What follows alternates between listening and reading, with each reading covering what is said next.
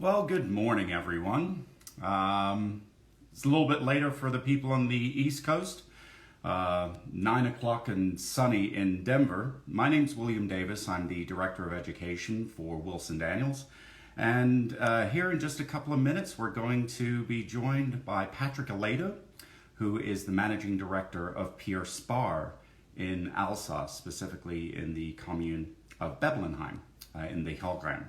So I'm waiting for everybody to get on. There's obviously a lot of history about Alsace, which we're going to delve into, but a lot of people don't realize that the sculptor of the Statue of Liberty, Bartholdi, hails from the main village of Colmar, halfway between Mulhouse and Strasbourg in the area. So we're waiting for our good friend Patrick to join. He's going to be joining us from the winery. Hopefully he'll give us a chance to, we'll be walking through not only the old castle. Good morning. How are you, Kimberly? It's bright and early there on the West Coast. So I am, let me see if I can find him here.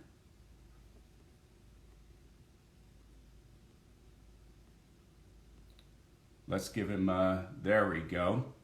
I see Patrick now. There's so many people that joined us, so I wanted to make sure that I had him on the right line. So, let's head out to Beblenheim and see what Patrick's doing in the winery. Hey, Patrick, William. how are you, my friend? Hi, everybody.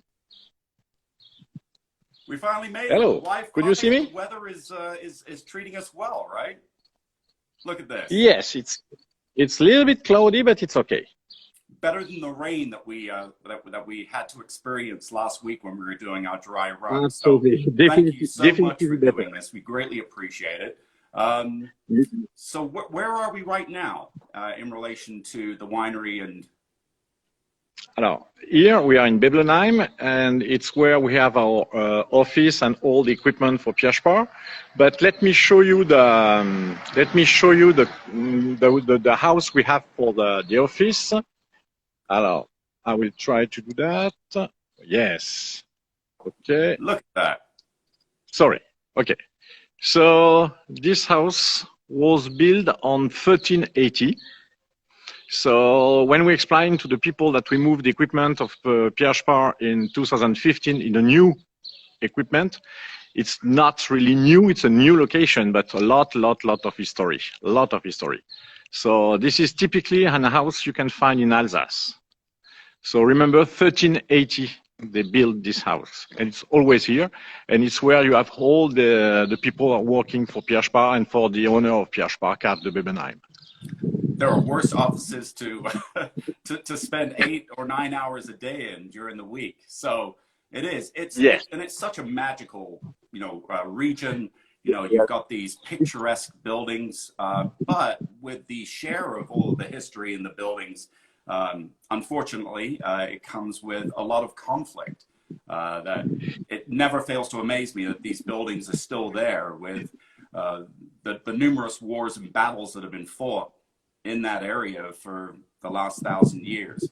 But Pierre Sparr was founded in 1680, so 300 years after this building was built.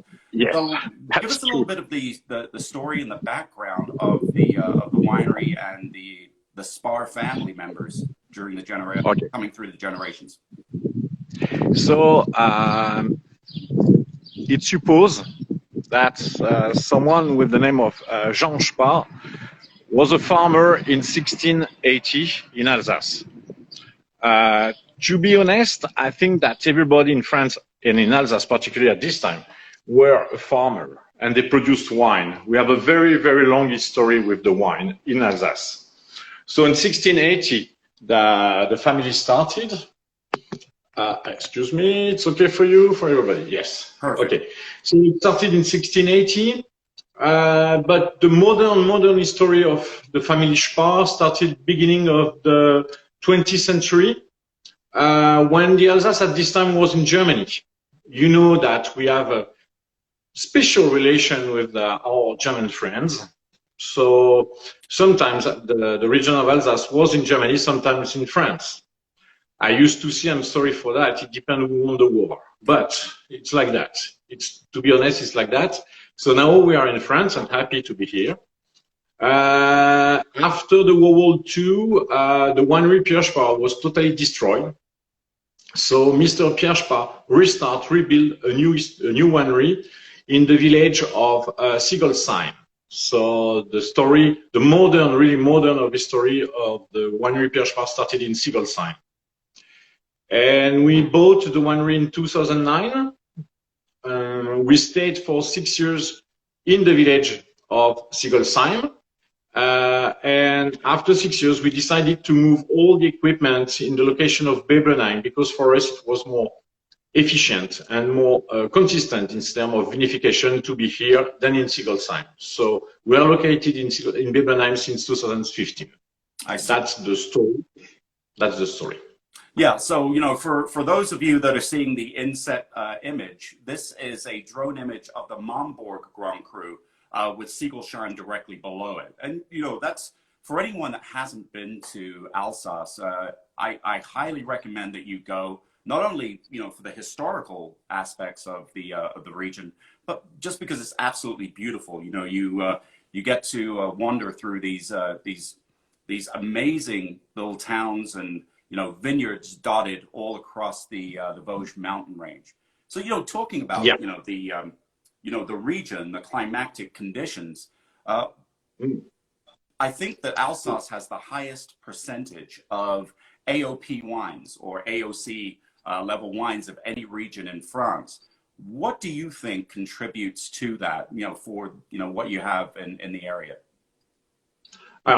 To be honest, first, we have to remember that the region of Alsace is very small. The vineyards for the Alsace, it's around 80 miles north to south and 20 miles east to west. So we produce only AOC wines. There is no place where we could be very efficient in terms of economic reflection to make what we call vin de France or table wine. We don't have the place to do that. So we have only AOC in Alsace with very, very strict condition of production. For example, it's forbidden to irrigate the vineyard. We are not allowed. It's not a problem of water quantity. We have plenty of water in our soil, but it's forbidden to control the quality, to produce less but better. That's really the motto, if I can see that, the goal for us, it's always to produce less but better. And with a lot of aromas intensities. That's very important for us. So I don't know why, I don't know if it changed something, the fact we produce only AOC. The thing I can tell you, you can't find any table wines from Alsace. It's forbidden. You are obliged to put your wine in a bottle in the region of production.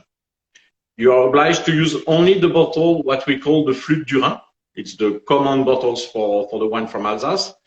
You are obliged to use this bottle in the region of production if you want to use the name of Alsace. It's super strict, super strict.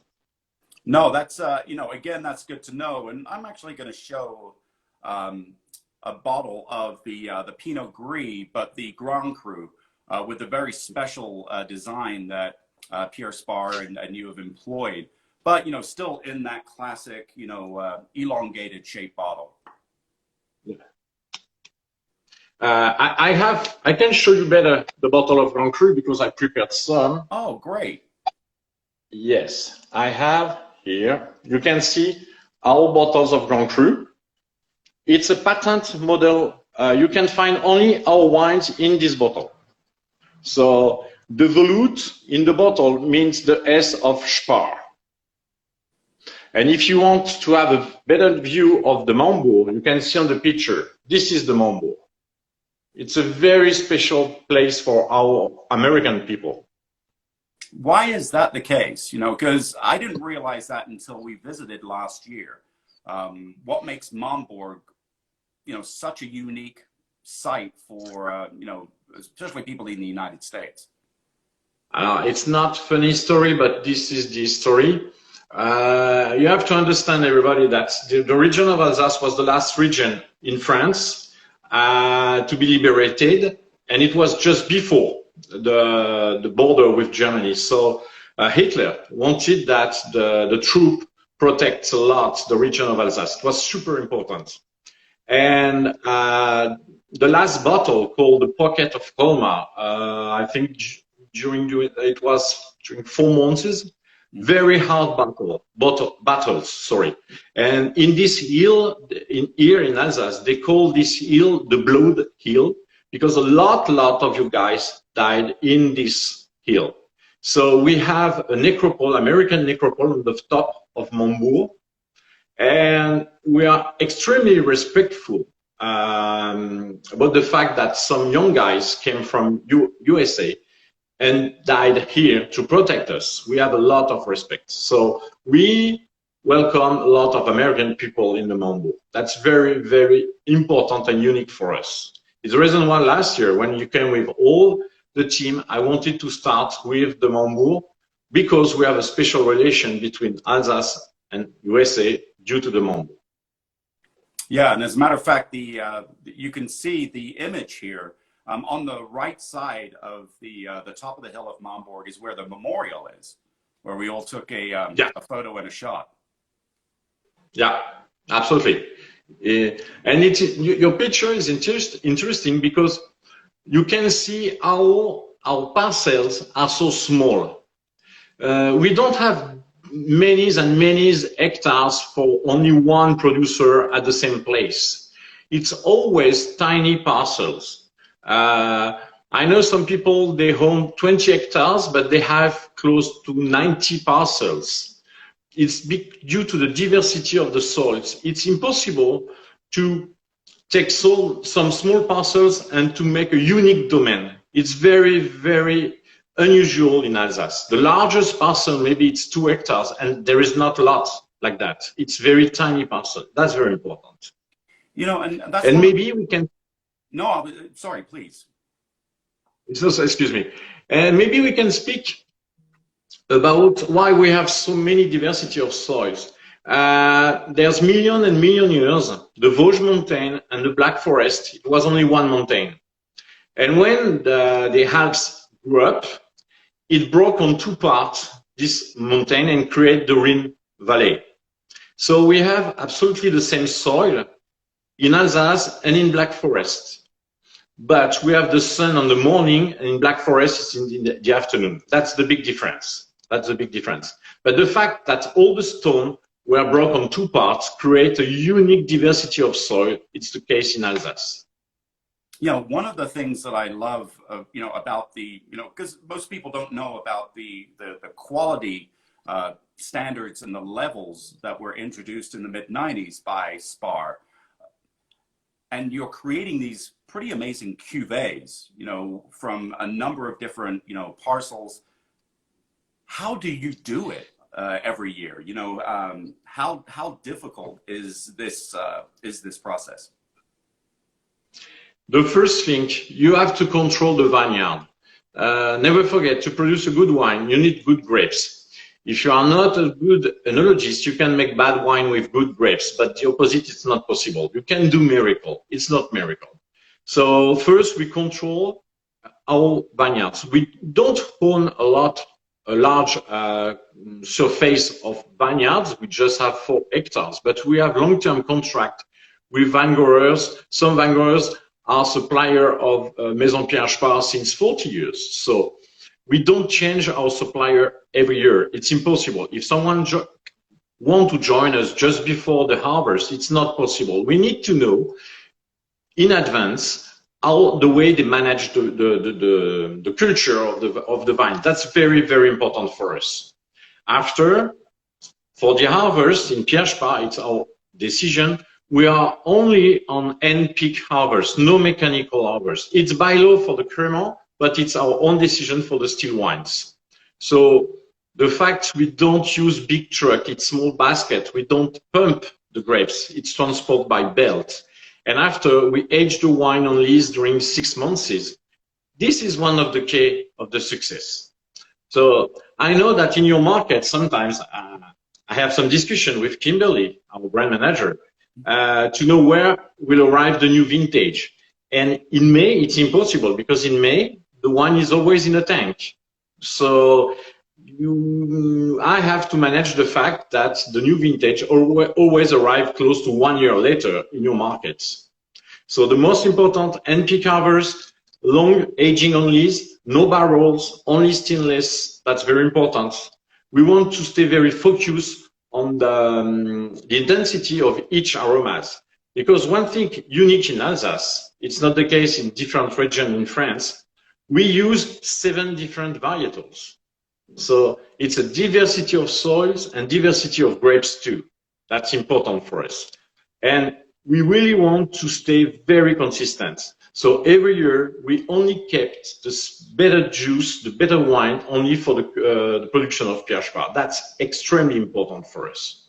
Yeah, I think that that's something that, is very important to, remind our buyers and, those that, really want to know what makes Pierre Sparr different than any of the other Sparr wines, because there is, it's almost a pyramid in terms of where you assess the fruit quality and what goes for the wines of Pierre Sparr as opposed to the other wines that are made at the winery in Bethlehem. Is that correct?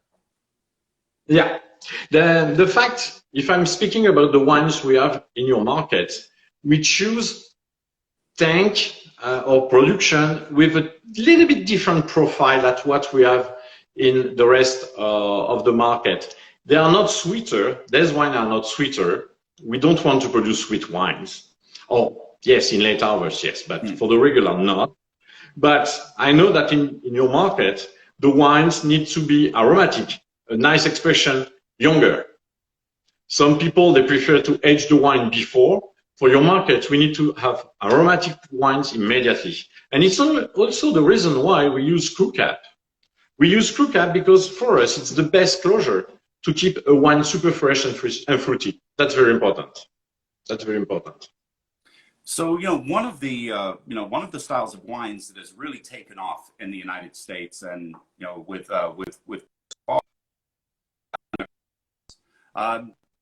so tell us a little bit about the production method. Sorry. Did you hear me in terms of Cremant? No, not really good. It's not really good. Oh, you're talking about your. Can you hear me, or is it more about the? Yes. Okay.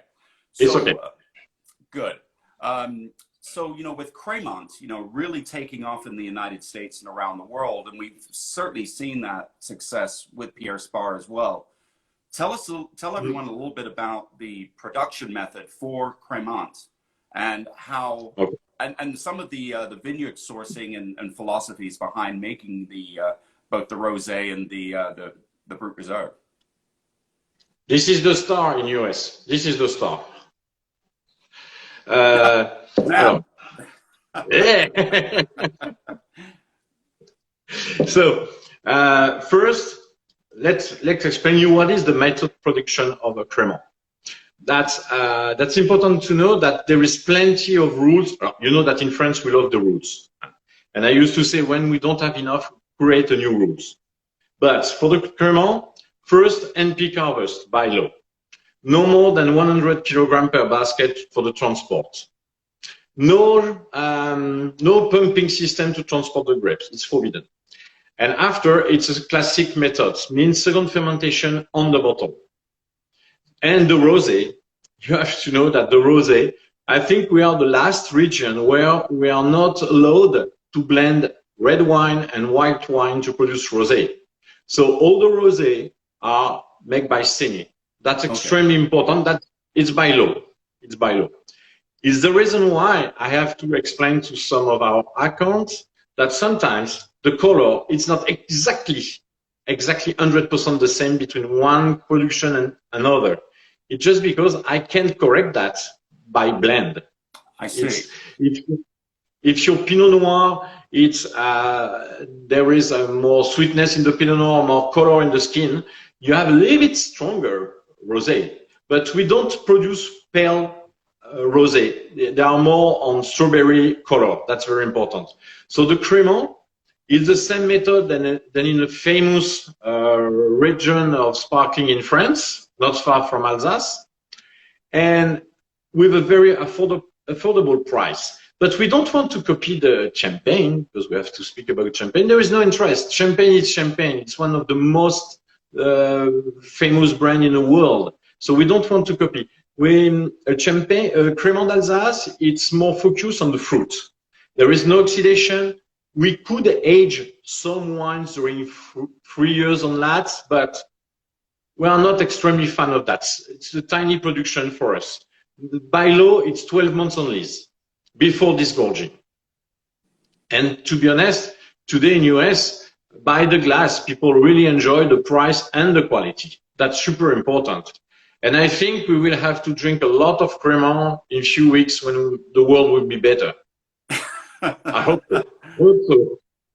I'll drink some. I'm drinking some now, and you know that I think it's a good point about the rosé and Pinot Noir and the Sanier process compared to adding wine, because there's a lot of again this strawberry raspberry fruit that I find in this wine, but it's still very well balanced with the dosage, because your dosage here is usually going to be about what 11-12 grams per liter. Yes, 11, yes. The fact that for the rosé we don't blend two vintages, we always adapt the dosage due to the harvest. Depending if it's an harvest where you have a lot of acidity or not. So, and one thing very important, this is I want to say the signature of Pierre Sparr for the two sparkling. We don't do malo fermentation. We don't want. It's our style. I respect the other, but we want to have another style. So when you don't want to do the malo, you need to harvest a little bit later, but not too late. In other case, you don't have enough acidity. So it's a very, very short window to decide when we have to harvest our Crémant. That's really important. But no malo, and people really appreciate the fact that you can easily find the strawberry taste. There is no milk or something like that. It's really only the fruit, only the fruit. But this is the way. I don't want to say it's the best way. It's the way we decided. No, it's good to know, because talking about a non-malo style, and we've talked about non-malo styles of traditional method sparkling wine and champagne. There's a lot of producers that will do that and opt that way, because they can go with a little bit of a riper fruit profile. Yeah. And not going through that secondary process. This is a delicious wine. I mean, it's a really pretty fruit forward wine that's driven by those primary notes. Although there's some weight in the in the back, I think that this is a really it's a wine meant for drinking, for consumption. It's just got that little bit of complexity, but at the same time it's glug wine. That's the way we always call it. It's glug. Just for you to know, the Crémant in France, you have 7 regions in France, 8 now regions who are able to produce Crémant, and it's around 65 million bottles per year. And the region of Alsace produce 35 million of bottles of Crémant. So more than 50% of the Crémant de France are coming from Alsace. We are really the leader on this market. We are a teeny region, but there is something where we are the leader. So, talking about the region and, talking about the vagaries of climate change, of global warming, and talking about Pinot Noir, since we're on the subject of Rosé and Crémant. Where are some of the regions that you're sourcing, your Pinot Noir? And do you see additional plantings in the future in the region? Yeah. First, because I suggest to the vine grower to plant more Pinot Noir, because with the Pinot Noir, you can do plenty of things. You can do a Blanc de Noir sparkling, you can do a rosé, you can do a still Pinot Noir, and you can do a rosé still wine. So it's really for us the best grapes, because we have so many options. It's very important. So more and more people are plant more Pinot Noir. There's 20 years it was the Pinot Gris, and they planted too much. And the Pinot Noir is just perfect for that. And due to the fact that we sell more and more rosé, the rosé is trendy, the bubbles are trendy. So for us, the Pinot Noir, I want that they concentrate all the plantation on Pinot Noir. And no more, we have enough Gewürztraminer, we have enough Pinot Gris, more Pinot Noir if it's possible. You spoke before about the global warming. We have an impact with the global warming, that's true. But all not the problem, but all the different, the new style of the wine are not only coming from the global warming. It's always because there's 20 years, a little bit more than 20 years, 30 years, the vine grower decided by law to produce less with the same numbers of vine. So if you produce less with the same number of vine, you have more concentration. If you have more concentration, your grapes arrive at the maturity earlier. So there is an impact due to the global warming, but also due to the quantity of production per hectares. But we saw that in 40 years, we harvest close to 6 weeks earlier than there is 40 years. So now we started the Crémant usually beginning of September, and by the past, before the Crémant, they started the harvest mid-October, for example. And this year, if it continues like that, we will start the Crémant the last week of August. And it's not good. It's not good because it's too warm. Yeah. But if the grapes are here, we have to pick up. So what villages and communes in Alsace do you think are best suited for Pinot Noir that the with the growers that you're working with? There is some location where they are extremely famous for the Pinot Noir, and they produce close to only still Pinot Noir. The village very famous for that are Hautrot. We have a Pinot Noir still wines from Hautrot. It's a village. There is Roden. Roden also, they are extremely popular for the still Pinot Noir. After, for the Crémant, we don't have dedicated village for the Crémant because in a wine or like in a Grand Cru or in a village, a knowledge village for the very well-known village for the Pinot Noir, we want to have the expression of the terroir. In a Crémant, it's not what you are waiting for. You are waiting for the expression of the fruit, but not the terroir. It's why also we are so different with Champagne, because Champagne, they have some terroir for the Champagne. True. For us on Crémant, not. So I don't have a list of village where we start first to produce the Pinot Noir for the Crémant. It depends. You have to know if you want to produce Crémant when you are a vine grower, you have to declare that you want to produce with this parcel some Crémant end of May. After, it's too late. So you can't change the destination of your vineyard. You have to decide in May it's for Crémant or not, and you can't come back. I see. So. But that's one of the rules. I think it's nice that even though you're located in many of the families that Sparr has worked with over the decades and hundreds of years, that it's not simply in Bebelnheim, Siegelsheim, in the Haut-Rhin. You do have Hautrot and Alsace, and you're seeing a lot more complexity as a result, because you are trying to find the best sites possible for the different grapes we're working with. Pierre Sparr, the vine grower of Pierre Sparr are everywhere in Alsace, from the north to the south. So we have different village. But after, and it's not in your market, but we have here at the winery, after we have some soil selection where we produce wines who are coming from a unique soil. Schalk Riesling, for example. We harvest all the Schalk Riesling the same day, and we vinificate the same day. This is not in your market, it's in France, because it's not so easy to explain, and it's very tiny volume, and for your market we need to have also volume to sell. That's important. But we do that. We have a special selection for some part of our range. I see. And yeah, and actually, one of the best wines that I've ever tasted from the Sparr lineup was the Pinot Noir de Calcaire. Absolutely delicious, really shows some of the limestone qualities. It's a nice alternative to Burgundy.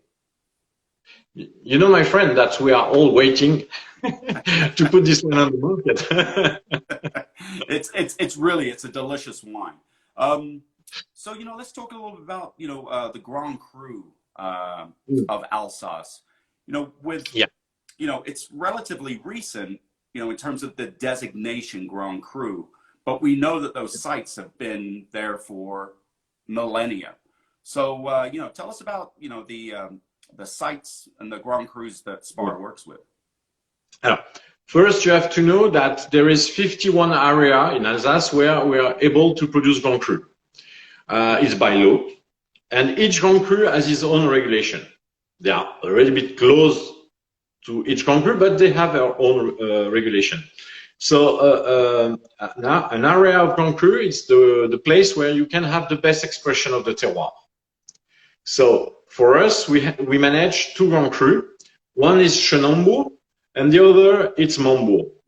In Mambourg, we have Gewürztraminer, Pinot Gris, and Riesling. To be honest, we don't put on the market the Riesling because we found that the Mambourg, it's extremely opulent, produce very aromatic, exuberant wines, and it's not what we are expecting for our Riesling.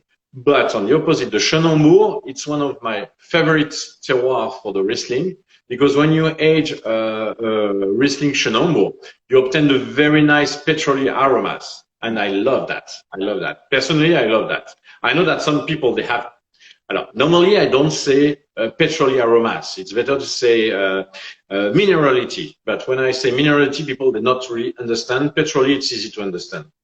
And the advantage, the good thing about the Grand Cru, you can age a Grand Cru more than 20 years, no problem. I drank this 2 months ago, I drank a Shona 98, and it was gorgeous. It was absolutely gorgeous. So some people, they don't imagine that we have the potential, there is a potential of aging for the white wine from Alsace on Grand Cru. Absolutely yes, absolutely yes. Yeah. So the soul we have, it's marl and schist, and for the Shona and for the Mambourg, it's marl and limestone. Yeah, which, that limestone for Riesling is ideal. I love that site, kind of halfway between Siegelsheim and Riekvier, for Schonenburg. It's a fascinating plot.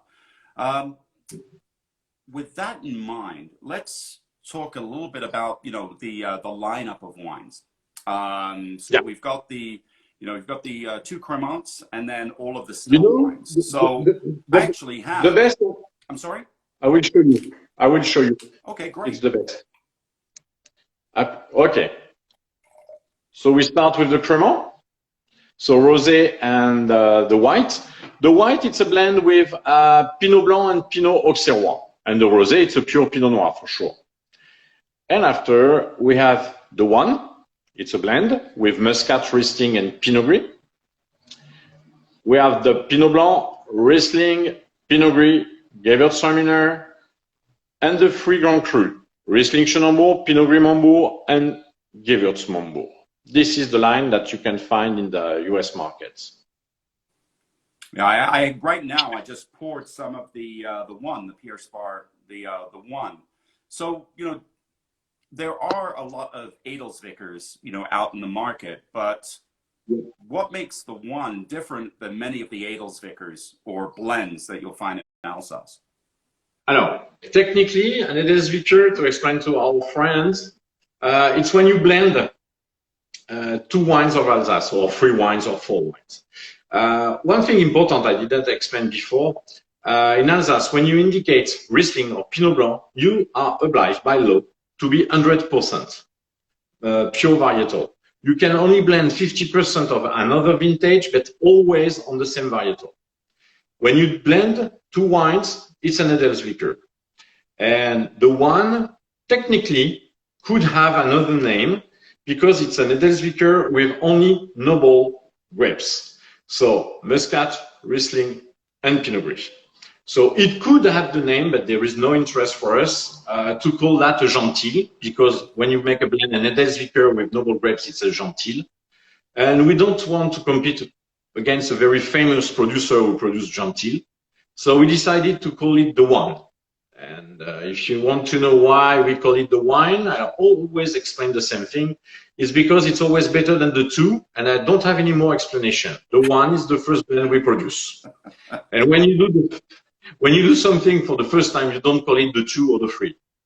That's I don't have any more explanation about that. The one is the one. No, so it's a great wine.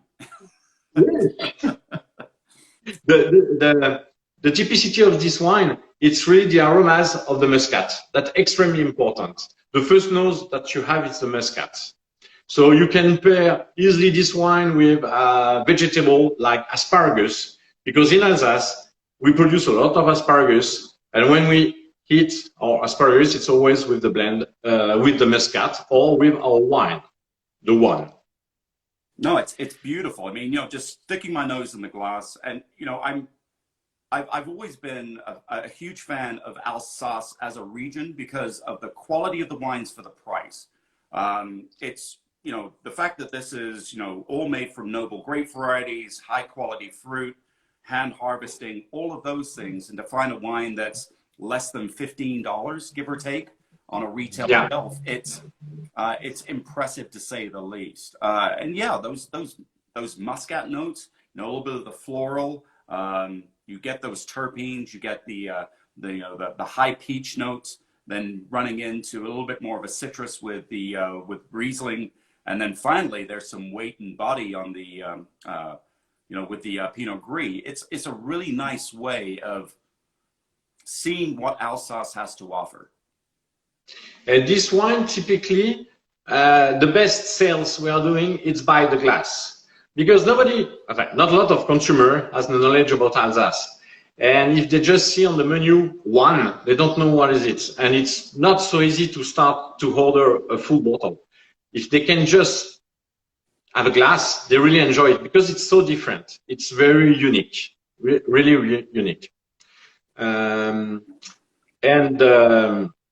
We decided to add some Pinot Gris in order to have a very mouthfeel wine, but fruity, not heavy, spicy, and very fruity.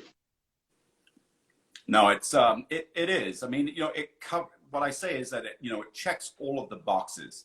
That's what I enjoy about this wine. I mean, it really does. For the proliferation and the success of red and white blends. I think Alsace is generally underappreciated, and it's a little discovered region for those styles of wines. Yeah, I agree. So, if anybody happens to have any questions, feel free to put those out in the comment section. But I had, one as we go through the wines.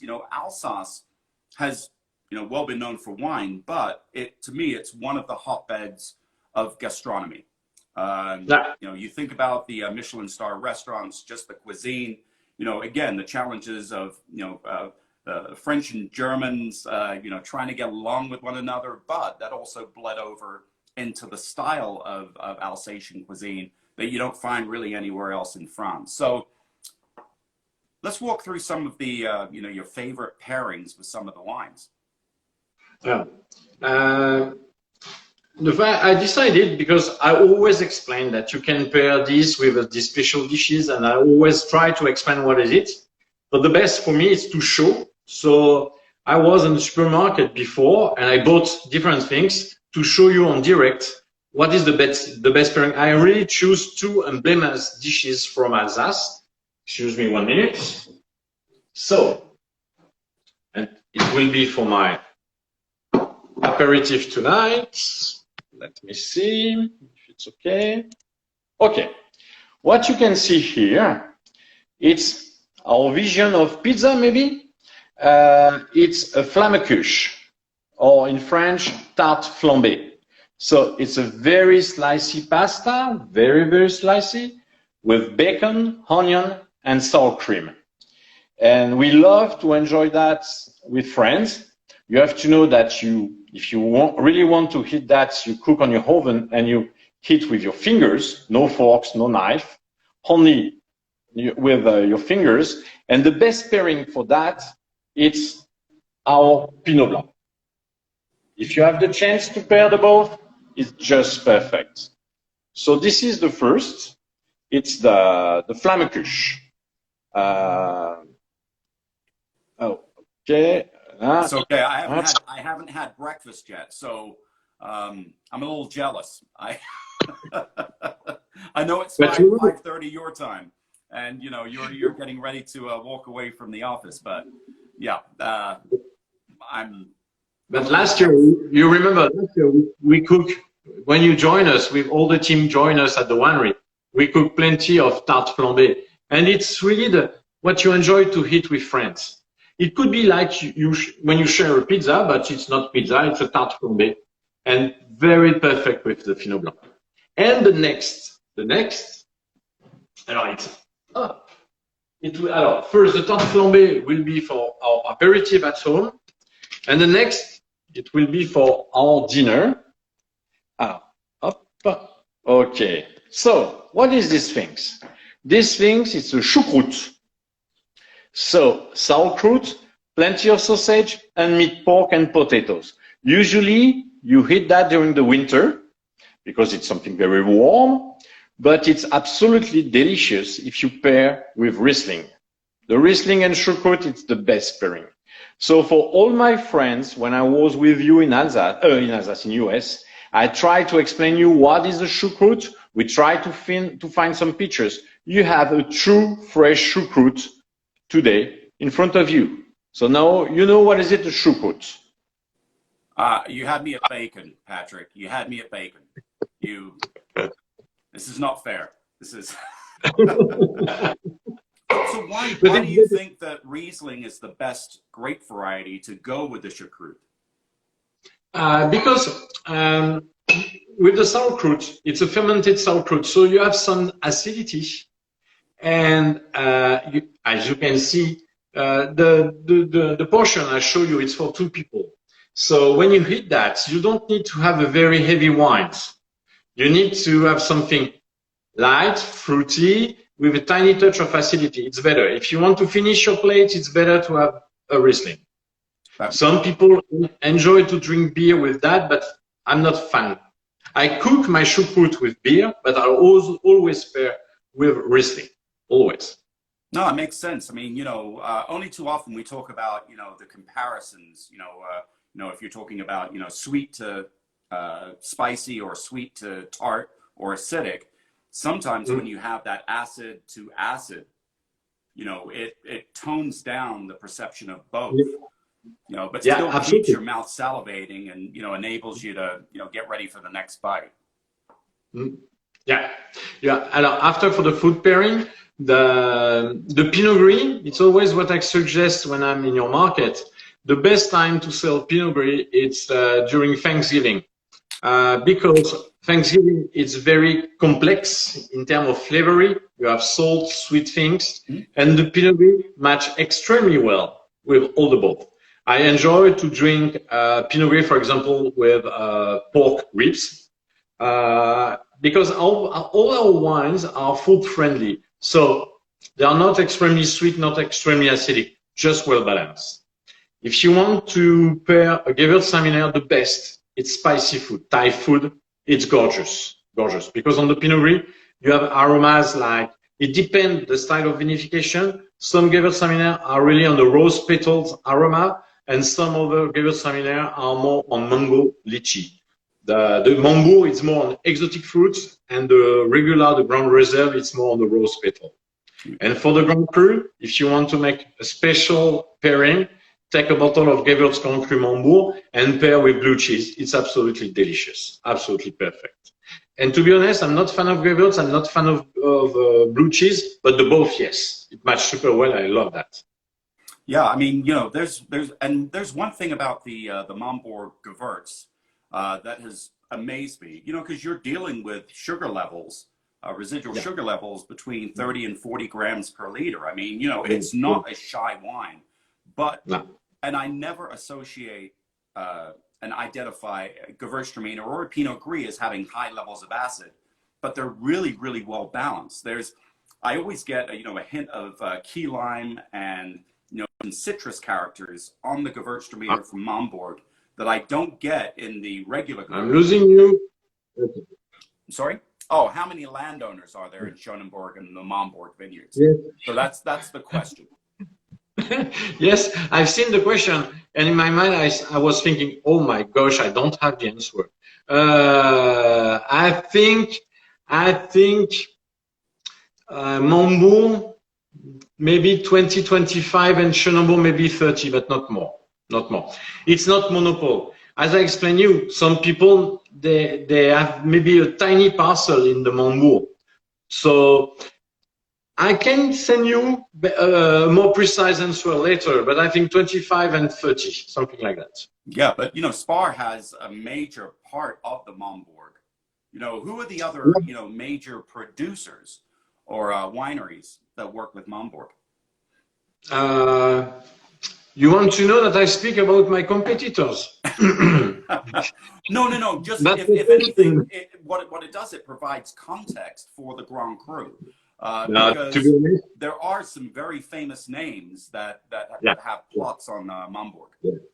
Alors Marcel Dice produce an amazing Mombourg, Mombourg. Marcel Dice, yes, he's doing very good job. And on the Schonenberg, I will speak about one of my colleagues and friends from. He's a negotiant, but he owns a part of the Grand Cru Schonenberg. It's the Dopf au Moulin. Yeah. And in the village of Rigvir, at 2 kilometers from Bebelheim. And when I don't find my Riesling Schonenberg in the list, I always choose Dopf Schonenberg. Yes, they are doing a great job.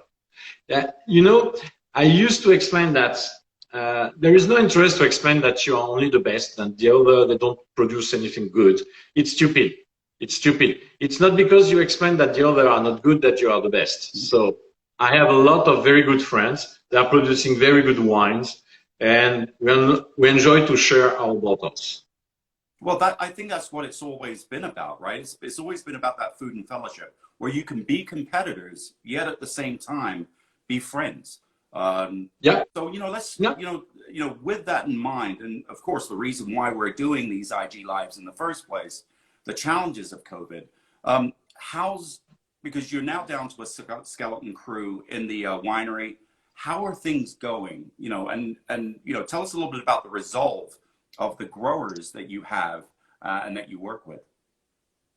Sorry, the connection was not extremely good, and I did not understand all the questions. Excuse me. Not a problem at all. We know the challenges of COVID have, you know, you have challenges in both the winery and with your growers, but there's a resolve and a community there. So, you know, how's the, you know, how have the growers and, you know, how have you and the team been managing the winery during this difficult time? Okay. So, I remember when I was with my friend Nicolas Lopez in Charleston. It was in March 9, so it's not so far. We spoke about that, and we said, okay, we are concerned but not afraid. It's like a flu. And I'm back on 9 of March, and I'm back to Alsace. And in Alsace, it was the first real impact area. And I start to be afraid, to be honest. I really start to be afraid because it was horrible. Here, it was really horrible. A lot of people passed away. And the hospital, they couldn't manage all the people. They were obliged to transport people by train or by plane in different regions, in different countries. Some of our people moved to Germany, Austria, or Switzerland, or the southwest of France. Now it's a little bit better. By chance, yes, by chance, we are 46 employees at the winery, and we had 7 people were sick with the COVID. They were not at the hospital. We were lucky for that. But today we manage the winery because I have some people, they are not at the winery for the home office, but also because they are obliged to stay home to take care of the kids because all the schools are closed. So normally we are 44, 45, excuse me, salaries and employees. And today we are since 5 weeks, we are only 24. So it's a big challenge. because we need to put the wine on bottles because the next harvest arrive in few months. So we need to put the wine on the bottles, and I'm very proud. And I want one more time, if some of the guys from the winery watching this live, I really want to congratulate all the people. They were afraid, but they are here. So we took plenty of different new habits to work. The social distanciation. I have a problem with social distanciation. For me, it's physical distanciation, but then social. Sorry for that. I don't know who invited this name, but physical distanciation is better. We don't wear masks inside, but we ask for the people who are coming outside, from outside of the winery, to wear a mask. I see. Because we didn't see anybody at the winery during 4 weeks, and we don't have any more people sick. So we don't want that someone carry the COVID from outside. In the vine grower, I didn't learn that someone was sick because they are alone in the vineyard. So the social distanciation is very easy when you are in the vineyard. So due to the fact that we were obliged to stay home because it was very strict, I don't know the word in English, confinement, you say that in English also? Yes. Yes? Okay. So it was extremely strict. You need a paper to go to the supermarket. You need a paper to do everything. Everything is closed in France. And we are waiting. Normally, we will back, if we can say that, in the normal life, if we can say that one more time, next Monday. But the restaurant still closed. Hotels are closed also. So will be only the shop and the supermarket that will be open next Monday. But we need to be very reasonable because if we decide to come back in the real life in 1 week, the COVID is always here. It's always here. So we need to be very reasonable. But to be honest, sometimes after 2 or 3 weeks of trip, I'm happy to hit home. Now I will be very enjoy to return to a restaurant, really. The restaurant miss me. You and me both. You and me both. Yeah. Yeah, because yes, what we do is, it's that human connection. It's it's the ability to sit across from one another and have a great conversation with a delicious glass of wine and, some great food that I think makes the world go around.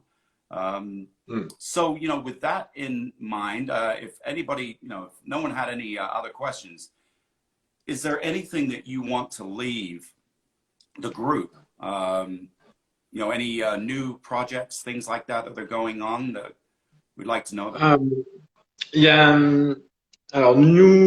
New things. Yes, important. We spoke very fast before. The owner of Pierre Sparr is a co-op, but it's two independent winery. That's very important. We're on the same location, but the wines from Pierre Sparr are coming from the grapes of Pierre Sparr. That's very important. There is a project on the organic because the organic begin to be more and more important. But also we have a new, not regulation, but a new agreement, if I can say that, certification in France. They call that the HVA. Do you know what is HVA? I've heard of it, but tell everybody about the new changes in the law. It's high value for environment. It means that you are not organic, but you respect. It's more sustainable. Yes, it's sustainable.